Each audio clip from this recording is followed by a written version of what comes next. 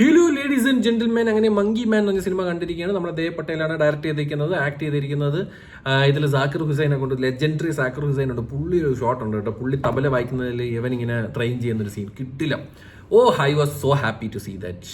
വേറൊരു ലെവലായിരുന്നു. പിന്നെ ഇതിലെ സൗണ്ട് ട്രാക്ക്, ഇതിലെ ക്യാമറ വർക്ക്, ഇതിലെ കളറിങ്, ചില സീനെ കൊണ്ട് ഒരു പെർപ്പിൾ ലൈറ്റൊക്കെ വെച്ചിട്ടൊക്കെ ഒരു കളിയുണ്ട്. പിന്നെ ക്ലൈമാക്സിൽ ഒരു എൻ്റർ ദ ഡ്രാഗൺ പരിപാടി പിടിച്ചിട്ടുണ്ട്. ഇതിൽ ജോൺ വിക്കിലെ പട്ടിയെ പോലത്തെ ഒരു സാധനം ഉണ്ടെന്ന് പറഞ്ഞാൽ ഒരു പട്ടിയുണ്ട്. പക്ഷെ ആ പട്ടിയെ കൊന്നിട്ടില്ല. ആ പട്ടിയെ നല്ല രീതിയിൽ യൂട്ടിലൈസ് ചെയ്തിട്ടുണ്ട് സിനിമയിൽ, നല്ല രീതിയിൽ യൂസ് ചെയ്തിട്ടുണ്ട്. പിന്നെ ഫൈറ്റ് സീക്വൻസ് അൾട്രാ ബ്രൂട്ടലാണ്. അമ്പമ്പോ നമുക്ക് ചില സാധനങ്ങളൊന്നും കണ്ടിരിക്കാൻ പറ്റൂല. അമ്മാതിരി ബ്രൂട്ടാലിറ്റിയാണ് അവർ ഈ സിനിമയിൽ പിടിച്ചിരിക്കുന്നത്. സോ യാ, പക്ക ഒരു അടൽസൊള്ളി പടമാണ്. പ്രോപ്പറായിട്ട് എല്ലാം തുറന്നടിച്ച് കാണിക്കുന്നുണ്ട്. ഡ്രഗ് യൂസ് ആണെങ്കിലും എല്ലാം. സോ അപ്പോൾ ഇത് സ്ട്രിക്ട്ലി കൊച്ചു പിള്ളേർ കാണാനുള്ള പടമല്ല. അവരെ ഒന്ന് പിടിച്ചിരുത്തി കാണിക്കരുതെന്നാണ് എനിക്ക് പറയാനുള്ളത്. സിനിമ എനിക്ക് സത്യം പറഞ്ഞാൽ ഇതിൻ്റെ ക്യാമറ വർക്കൊക്കെ കണ്ടപ്പോൾ എനിക്ക് തോന്നുന്നു മെയിൻലി ഈ സിനിമ ഷൂട്ട് ചെയ്തേക്കുന്നത് ഒരു 50mm പ്രൈമിലൊക്കെ ആയിരിക്കും. അതായത് നമ്മുടെ ഒരു പോയിന്റ് ഓഫ് വ്യൂവിൽ എന്താണെന്നുള്ളത്. അപ്പം ഫുൾ ഷേക്കി ക്യാമാണ് യൂസ് ചെയ്തിരിക്കുന്നത് ഫൈറ്റ് സീക്വൻസസിൽ. അത് ചില സമയത്തൊക്കെ നമുക്ക് വട്ട് പിടിക്കും കേട്ടോ. ചില സമയത്ത് ഒന്നും മനസ്സിലാവില്ല എന്താണ് സംഭവിക്കുന്നത്. ക്യാമറ ഇങ്ങനെയാണ് പോണം. അത് എനിക്ക് തോന്നുന്നത് പുള്ളി നമ്മുടെ ഒരു പോയിന്റ് ഓഫ് വ്യൂ എന്ന് പറഞ്ഞാൽ 50mm ആണെന്നാണ് ചിലവർ പറയുന്നത്. ചിലപ്പോൾ അതായിരിക്കും. ബിക്കോസ് വൈഡ്, അൾട്രാ വൈഡും ആ ഒരു വൈഡ് ആംഗിൾ ഇവർ യൂസ് ചെയ്തിട്ടേ ഇല്ല. മൊത്തം ഒരു ക്ലോസപ്പ് ഷോട്ട്സും എല്ലാം മറ്റേ അവർ പറയില്ലേ, എൻ്റെ മൂക്ക് വായിൻ്റെ അകത്ത് ക്യാമറ വെച്ചേക്കണ പോലെ ഫീൽ ചെയ്യും. പക്ഷേ എനിക്കാണ് അത് ആ സിനിമയ്ക്ക് അത് ഡിമാൻഡിങ് ആണ്. ബിക്കോസ് അങ്ങനത്തെ ഒരു ഫിലിമാണ്. അതായത് അവൻ്റെ കാഴ്ചപ്പാടിൽ കൂടെയാണ് സിനിമ പോകുന്നത്. ആൻഡ് ഗംഭീര ഫിലിമായിട്ടാണ് എനിക്ക് ഫീൽ ചെയ്തത്. ഞാൻ ഇന്നലെ മൊത്തം നോയിക്കൊണ്ടിരുന്ന ഈ സിനിമ എന്തിനാണ് ബാനായെന്നുള്ള ചോദ്യത്തിന് ഉത്തരവാണ്. എനിക്കത് കിട്ടിയില്ല. ബിക്കോസ് ഇന്ത്യയിൽ ഈ പടം ബാനാണ്. പ്രൈമിൽ കിടപ്പുണ്ട് കേട്ടോ, ആമസോൺ പ്രൈമിൽ റെൻ്റലിന് കിടപ്പുണ്ട്.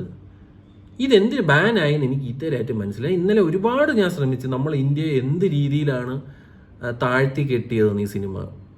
ഞാൻ എവിഡൻ്റ് ആയിട്ടൊന്നും കണ്ടില്ല. നിങ്ങൾ ആരെങ്കിലും കണ്ടിട്ടുണ്ടെങ്കിൽ താഴെ ഒന്ന് കമൻറ്റിൽ പറയട്ടെ. എനിക്കറിയാം, ഞാൻ കണ്ടില്ല. ഏതാടേ മറ്റേ ദൈവത്തിന് വില്ലനാക്കിയതൊക്കെയാണ്. എന്തരടേ ദൂരദർശനിൽ കേരള സ്റ്റോറി ഇട്ട ഈ നാട്ടിലാണ് നമ്മളെ നാട്ടിനെ പറ്റിയാണ് ഇടയിൽ പറയണത്. അപ്പോൾ ഇതിനെ ഫിക്ഷനായിട്ട് നോക്കിക്കൂടെ? അത് ഫിക്ഷൻ ആണെങ്കിൽ ഇതും ഫിക്ഷൻ അല്ലേ? ഇനിയിപ്പോൾ എന്ത് പ്രശ്നം? ഇതിൽ എന്തൊക്കെ റെലവെൻ്റ് ആയിട്ടുള്ള കാര്യങ്ങളാണ് പറയുന്നത്. ഹ്യൂമൻ ട്രാഫിക്കിനെ പറ്റി വളരെ കാര്യമായിട്ട് സിനിമ പറയുന്നുണ്ടല്ലോ. ബോംബെയിലൊക്കെ ഇത് ലിറ്ററലി നടക്കുന്ന സാധനങ്ങൾ.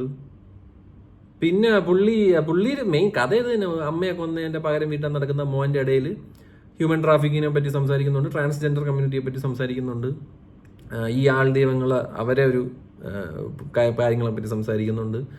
സോ യാ, അത്രേ ഉള്ളൂ. ഇതിൽ വേറെ എന്തിനാണ് ഇതിൽ ഭയങ്കരമായിട്ട് ബാനായതെന്ന് എനിക്ക് മനസ്സിലായില്ല. എന്തിനാണെങ്കിലും എനിക്ക് പിന്നെ ഫാസ്റ്റ് ബേസ് പക്ക മറ്റേ ചറപറാന്ന് നടക്കുന്ന ജോൺ വിക്ക് പരിപാടിയൊന്നും അല്ല. വളരെ റോ ആയിട്ടാണ് ഈ സിനിമ ഷൂട്ട് ചെയ്തിരിക്കുന്നത്, എടുത്തിരിക്കുന്നതും. സ്ലോ ബേണറാണ്. ഫാസ്റ്റ് പേസ്ഡ് മറ്റേ ജുജിങ്ക ആ പരിപാടിയൊന്നും അല്ല. ഒരു അടി കഴിഞ്ഞ് അടുത്ത അടി, ഒരു അടി കഴിഞ്ഞ് അടുത്ത അടി, അങ്ങനെയൊന്നുമില്ല. ആകെ അവസാനത്തെ ഒരു ഫൈറ്റ് സീക്വൻസ് സൂപ്പറാണ്. പിന്നെ തുടക്കത്തിൽ അവിടെ ആയിട്ട് കുറച്ച് ഫൈറ്റ് ഉണ്ട്. ഇത്രയേ ഉള്ളൂ. അല്ലാതെ ഒരു out and out Bruce Lee Tony ജ പരിപാടിയൊന്നും അല്ല.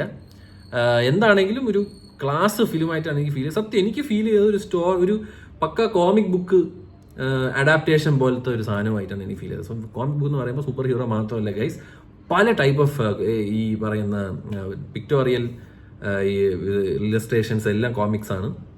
ഇങ്ങനത്തെ കുറേ ക്യാരക്ടേഴ്സൊക്കെ ഉള്ള ഇപ്പോൾ DC-യുടെ തന്നെ ഡാർക്ക് ലേബൽസ് ഒക്കെ വായിച്ചു നോക്കിക്കഴിഞ്ഞാൽ നിങ്ങൾക്ക് മനസ്സിലാവും. അപ്പോൾ ഇപ്പോൾ ഹിസ്റ്ററി ഓഫ് വയലൻസ് ഒരു എക്സാമ്പിളാണ്. അപ്പോൾ അങ്ങനത്തെയൊക്കെ ഒരു സാധനത്തിൽ നിന്ന് ഒരു പക്കയായിട്ട് ഏതോ ഒരു നല്ലൊരു ആർട്ടിസ്റ്റിനെ കൊണ്ട് മറ്റേ സ്റ്റോറി ബോർഡൊക്കെ വരച്ച് ഓരോ ഷോട്ട് ഇങ്ങനെ ആയിരിക്കണം എന്ന് നമ്മൾ പറയൂല. അങ്ങനത്തെ ലെവൽ ഓഫ് ഫിലിം മേക്കിംഗ് ആണ് ഈ സിനിമയിൽ ചെയ്തിരിക്കുന്നത്. And I love the movie. നിങ്ങൾ കണ്ടവരാണ്, നിങ്ങളുടെ താഴെ നിങ്ങളുടെ അഭിപ്രായം കണ്ടു കാണും. ബിക്കോസ് ഒരുപാട് പേര് കണ്ടു കാണും. ആൻഡ് ഇത് അധികം ആൾക്കാർ കാണത്തുമില്ല. സോ അങ്ങനത്തെ ഒരു എല്ലാവരും അക്സെപ്റ്റ് ചെയ്യുന്നൊരു പടമല്ല. അപ്പം എന്തിനാണെങ്കിലും കണ്ടവർ അവരുടെ അഭിപ്രായം പറയുക. I love the movie. So അപ്പം അത്രേ ഉള്ളൂ. ബൈ.